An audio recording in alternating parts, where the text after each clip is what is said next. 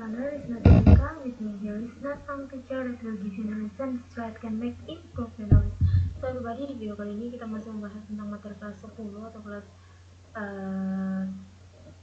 1 SMA semester kedua, yaitu dunia hewan. Kali ini kita membahas sesi tentang invertebrata, khusus mengenai filum porifera. Karena kita jadi di invertebrata ini kan ada beberapa film ya, tapi kita membahasnya di sini per video itu satu film karena kenapa penjelasannya itu cukup panjang, jadi kita harus menjelaskan per filmnya ya. Kembali langsung saja. Jadi sebelumnya kan invertebrata itu ada beberapa filmnya, ada porifera, kemudian vertebrata, platyhelminthes, nematelmintes, kemudian Nida, mollusca, arthropoda, dan juga echinodermata. Maka dari itu kita akan membahas yang pertama itu film porifera dulu karena pembahasannya cukup panjang. Maka dari itu kita membutuhkan waktu yang panjang kalau harus menjelaskan semuanya. So, kita di video kali ini kita hanya membahas tentang porifera terlebih dahulu. So everybody, jadi untuk porifera ini itu ciri-cirinya dia permukaan tubuhnya berpori dan hidup dalam air, terutama di laut. Kemudian bentuk tubuhnya itu seperti vas, bunga atau tabung. Kemudian dinding tubuhnya lapisan luar terdiri sel-sel epidermis atau pinakosit, dan lapisan dalamnya itu endodermis yang tersusun oleh jaringan embrional. Selanjutnya porifera ini tergolong diploblastik, dan bahan itu membentuk rangka. Tubuhnya terdiri atas spikula dan sponi.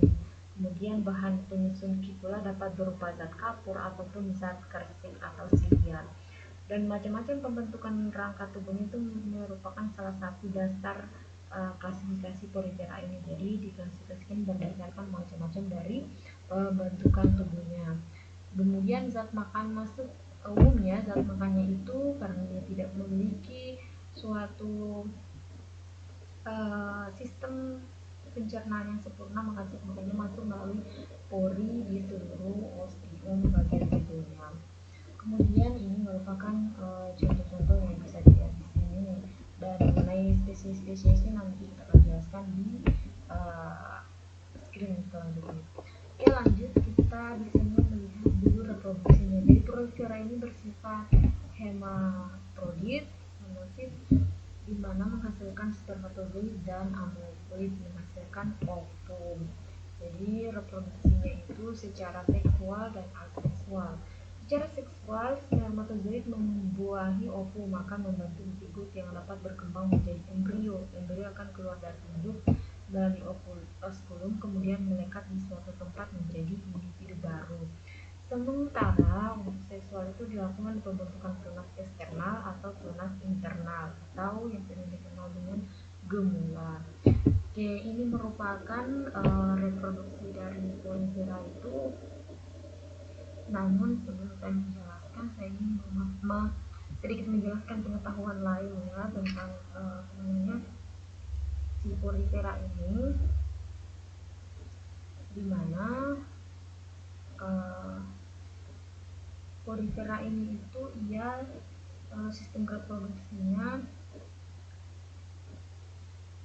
ada yang tadi yang saya sebutkan ya, ada yang bersifat hermafrodit, koagnosit, kemudian dimana menghasilkan spermatozoid dan ameboid, dan menghasilkan untuk amoebositnya itu menghasilkan ovum.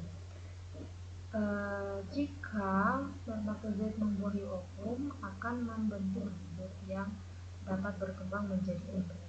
Tadi untuk reproduksi seksualnya ya. Kemudian embrio akan keluar dari induk melalui ovum, kemudian melekat pada indisinya, pada substrat. Oke, di sini saya menjelaskan dulu ya. Untuk ini ada reproduksi aseksualnya dan ini reproduksi seksual. Untuk reproduksi seksual bisa dilihat di sini ada pertumbuhan tunasnya.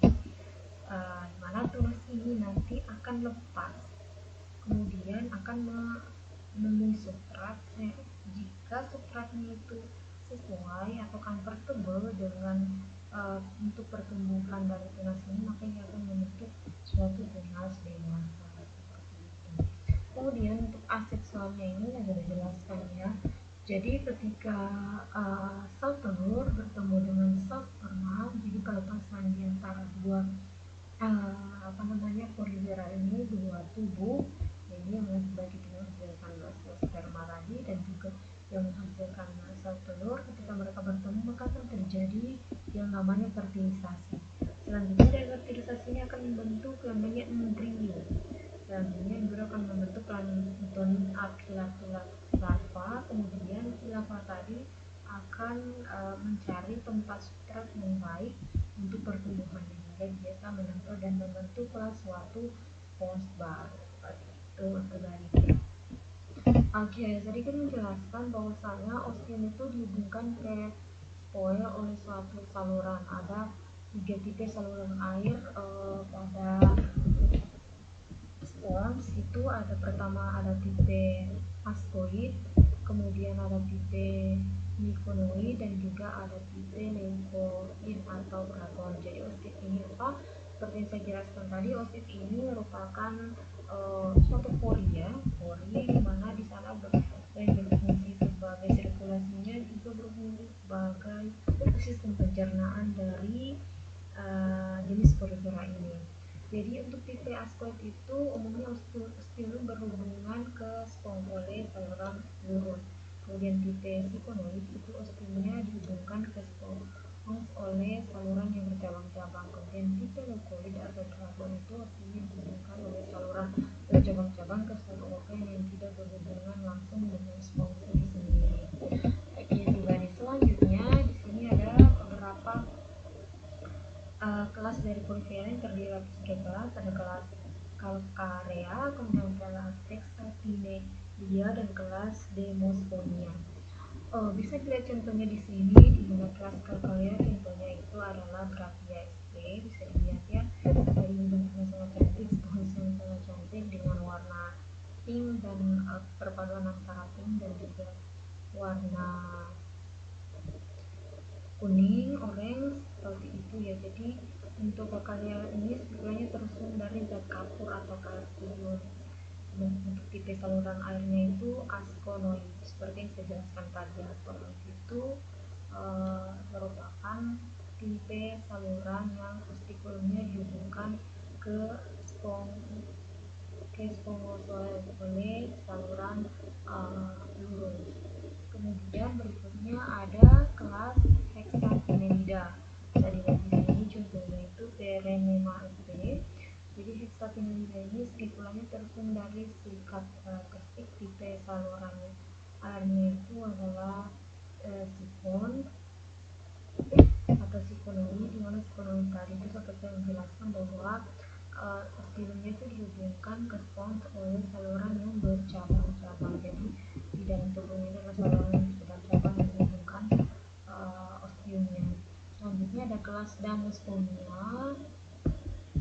Damosponia ini bisa dilihat contohnya itu ada Eusponia sp. Jadi ini rangkanya terdiri stipula kersik dan spons tersusun dari zat kersik atau serabut. Sponnya di salurannya ada sifon atau leukon. Jadi dia perpaduannya. Untuk leukon itu seperti apa? Leukon itu ostiumnya berhubungan oleh saluran bercabang-cabang ke seluruh organ yang tidak berhubungan langsung dengan spons itu sendiri. Oke, pribadi saya rasa cukup ya penjelasan mengenai porifera ini. Jika Anda merasa ada penjelasan yang kurang jelas di video kali ini, silakan saja tanyakan di kolom komentar ya. So everybody, thanks for watching my video. With the end of this video and